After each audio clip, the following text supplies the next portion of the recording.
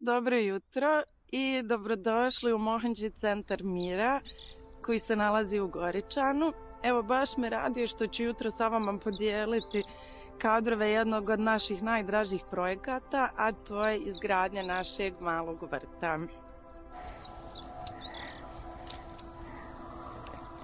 Dobar dan, moje ime je Vimala i moram vam priznati da uživam, iako je pod snijegom ovaj mali naš vrt, uživam u plodovima koje vidim. Nastao je u 5. mjesecu kada smo se doselili ovdje iz čiste ljubavi, jer ja nisam nikada sadila na način da se ne kopa, da se ne ore i da se ne koristi sva ta mašinerija za vrt.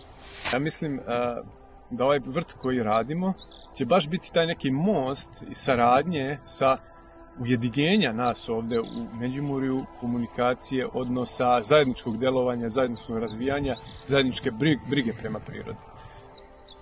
Dakle, evo, ako i vi dijelite iste vrijednosti, ako volite zelene inicijative i ako zaista želite podržati stanovnike treće dobi, za koje svi znamo da su često zanemareni, onda je ovaj projekat Vrt saradnje, zeleni most na kojem se susreću generacije, zaista pravi projekat za vas.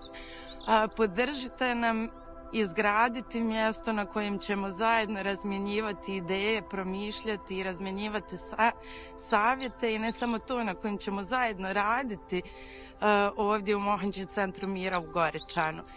A dođite i vi da sadimo i da se družimo zajedno. Hvala.